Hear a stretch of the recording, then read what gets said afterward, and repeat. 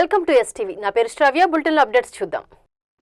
కులమతాలకు అతీతంగా నిరుపేదలకు మెరుగైన వైద్య సేవలు అందించేందుకు ఆరోగ్యశ్రీ ద్వారా 31వసారి సీఎం సహాయ నిధి చెక్కులను నెల్లూరు జిల్లా కావలి ఎమ్మెల్యే కావ్య కృష్ణారెడ్డి అందజేశారు. కావలిలోని టీడీపీ కార్యాలయంలో ఎమ్మెల్యే చేతుల మీదుగా 53 మందికి లబ్దిదారులకు 43,20,000 రూపాయల చెక్కులు పంపిణీ చేశారు.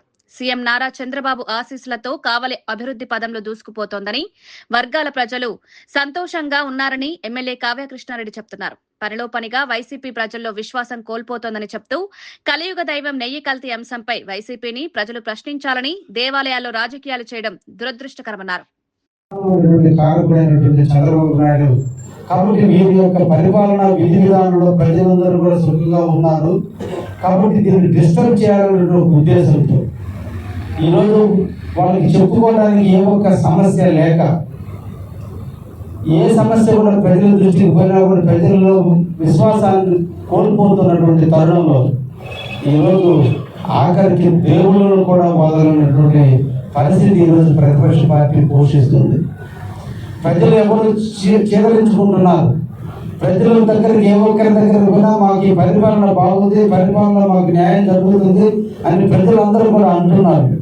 కాబట్టి వాళ్ళు అడిగేటువంటి వాటికి వేటికి కూడా ప్రజల నుంచి స్పందన రాకపోతే, దుర్మార్గంగా దేవుడి సొమ్ము కూడా దోచుకుంటే, దేవుడి ఆస్తులను కూడా కొల్లగొడితే, ఆంధ్రప్రదేశ్లో దాదాపు 220 దేవాలయాలు గత 5 సంవత్సరాలు ధ్వంసం చేస్తే, తిరుమల కొండ మీద మనకు అందరూ కూడా ఆంధ్రప్రదేశ్లో ఉన్న ప్రజలందరూ ఎత్తుకుని తిరిగేటువంటి పరిస్థితి ఉన్నటువంటి ఏకైక దేవాలయం, ప్రపంచ దేశంలో ఉన్నటువంటి దేవాలయం, కలియుగ దేవమైనటువంటి వెంకటేశ్వర స్వామి దేవాలయాన్ని కూడా కల్తీ చేసి, కల్తీ నెయ్యితో లడ్డు తయారు చేసి, ఆ లడ్లన్నీ కూడా ఈరోజు ప్రజలకి అమ్మితే దేవుడు అపవిత్రతకి లోనవుతుంది. హిందువుల యొక్క మనోభావాలు దెబ్బతింటున్నాయి. హిందూ సాంప్రదాయాన్ని గౌరవించాల్సినటువంటి బాధ్యత ఉంది. సనాతన ధర్మం ప్రకారం నడవాల్సినటువంటి బాధ్యత ఉంది అనేటువంటి విధి విధానం మీద మైసూరుకు సంబంధించినటువంటి ఆల్ ఇండియా అగ్రికల్చర్కి సంబంధించిన ప్రోడక్ట్స్ మీద, అదేవిధంగా మిగతా హార్టికల్చర్ ప్రోడక్ట్స్ మీద రీసెర్చ్ సెంటర్ అయినటువంటి Mysuru institute of agriculture research centre వారు నెయ్యిలో కల్తీ జరిగింది, ఆ నెయ్యిని మీరు వాడొద్దని చెప్పి 2022 సంవత్సరంలో నివేదిక ఇచ్చిన, ఆ నివేదికను తుంగలో తొక్కి ఆ నివేదికను పక్కన పెట్టి ఏ కంపెనీ అయితే నెయ్యిని సప్లై చేస్తుందో ఆ కంపెనీ యొక్క నెయ్యిలో కల్తీ ఉంది, కల్తీ నెయ్యిని వాడవద్దని చెప్పినప్పటికీ కూడా ఆనాటి ఉన్నటువంటి పాలకుల యొక్క నిర్లక్ష్యం, పాలకుల యొక్క ఆర్థికంగా ఉన్నటువంటి అవసరాల దృష్ట్యా ఆ నెయ్యిని వాడితే దాన్ని సిట్ డిపార్ట్మెంట్, అదేవిధంగా వీళ్ళు కోరిన మీద సిబిఐ డిపార్ట్మెంట్ కూడా ఇన్వెస్టిగేట్ చేసి సుప్రీంకోర్టుకి నివేదిక ఇస్తే నెయ్యిలో కొవ్వు పదార్థాలు కాదు, కల్తీ మొత్తం కూడా జరిగింది. ఒకటి కాదు, అన్ని రకాలైనటువంటి వ్యర్థ పదార్థాలతో కూడినటువంటి కల్తీ జరిగిందని, ఈ కల్తీ కూడా ఒకే రకమైనటువంటి కెమికల్ జరుగుంటే దాన్ని టెస్ట్ లేక వస్తుంది. రకరకాల కెమికల్ జరిగినప్పుడు ఆ కెమికల్ ప్రభావాల వల్ల టెస్ట్ లేక రాలేదు. మొత్తం మీద నెయ్యిలో ఉన్నటువంటిది మొత్తం కూడా కల్తీనే తప్ప ఒరిజినల్గా నెయ్యి మీద నివేదికలు ఇస్తే ఈరోజు కలియుగ దైవం మీదనే ఈరోజు వాళ్ళు చెవులకు తెలిసినటువంటి పరిస్థితి. ఈరోజు రాష్ట్ర వ్యాప్తంగా ప్రజలందరూ కూడా మనోభావాలు దెబ్బతింటే క్షమాపణ కోరుకోవాల్సినటువంటి వ్యక్తులు తగుదనమ్మని రోడ్డు మీదకి వచ్చి గర్వా చేయడం, ఏదో విధంగా పబ్లిక్ని డైవర్ట్ చేయడం, ఈ ఇన్వెస్టిగేషన్ ఆపే విధంగా ప్రేరేపించడం, రోడ్ల మీదకి వచ్చి ప్రజా జీవన వ్యవస్థలో మార్పుల కోసం ధర్నాల రూపంలోనో, లేదంటే దోపిడీల రూపంలోనో, లేదంటే ఏదో విధంగా అనవసరమైన వ్యక్తుల మీద కామెంట్ చేస్తున్నటువంటి తరుణంలో ప్రజల్లో వచ్చినటువంటి మార్పు, ఈ రాష్ట్ర మంచి ప్రభుత్వం మీద వచ్చినటువంటి నిందలకి ప్రజలే స్వచ్ఛందంగా రోడ్ల మీదకి వచ్చి వాళ్ళు తడుపుకున్నటువంటి పరిస్థితులు ఉన్న దృష్ట్యా ప్రభుత్వం ఈరోజు శాంతి భద్రతలు కాపాడే దృష్ట్యా ఎవరైతే రోడ్ల మీదకి వచ్చి అసభ్యంగా మాట్లాడుతున్నారో, ఎవరైతే రోడ్ల మీద అసభ్యంగా ప్రవర్తిస్తున్నారో వాళ్ళందరినీ కూడా చట్టరీత్యా జైల్లో పెట్టుతున్న తరుణంలో మళ్ళా కూడా ఈరోజు ఇప్పటికి కూడా అసెంబ్లీ అనేది ఒక దేవాలయం. ఈరోజు శాసన మండలి కానీ, శాసనసభ కానీ ఈరోజు ఆంధ్ర ప్రజల 4,54,00,000 మంది జనాలకు సంబంధించినటువంటి దేవాలయం.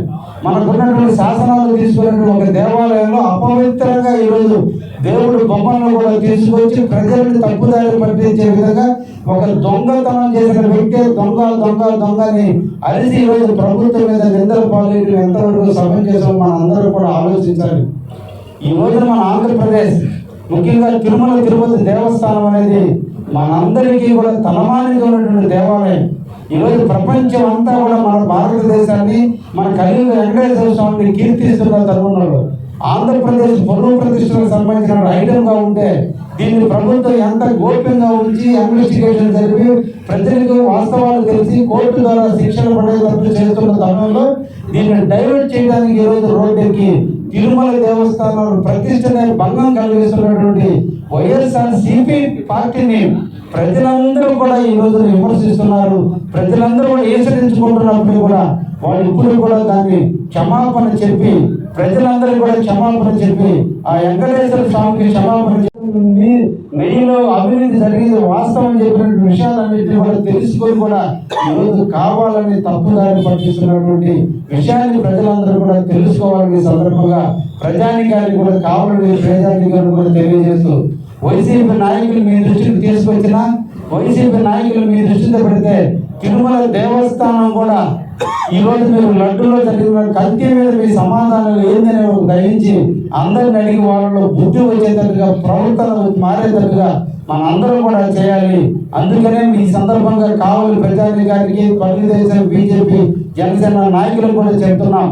ఇక కావల్లో ఈ లడ్డు గురించి కానీ వెంకటేశ్వర స్వామి గురించి కానీ వైసీపీ నాయకులు ఈ తడవ పుట్టు ఏదైనా కార్యక్రమాలు చేస్తే దాని దీటైనటువంటి సమాధానం చెప్పడానికి కూడా కావల్లో ఉన్న తెలుగుదేశం పార్టీ సిద్ధంగా ఉంది.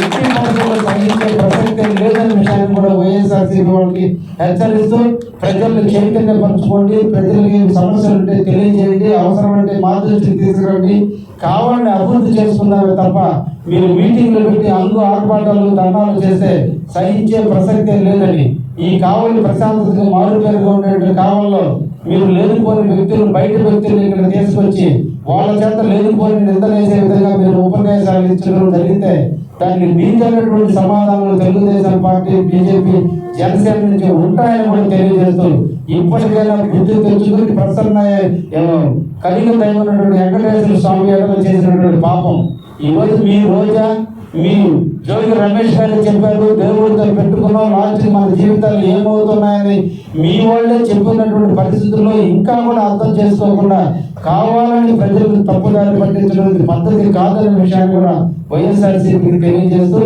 ఈ కార్యక్రమంలో అందరికీ కూడా వచ్చినందుకు ధన్యవాదాలు తెలియజేస్తూ సీఎం చెప్పి పంపిణీ చేయవలసిందిగా కోరుతున్నాం. ఇవి ఇప్పటి వరకు ఉన్న bulletin updates. Keep watching STV. మేము చేసే వీడియోస్ మీకు నచ్చినట్లయితే లైక్ చేయండి.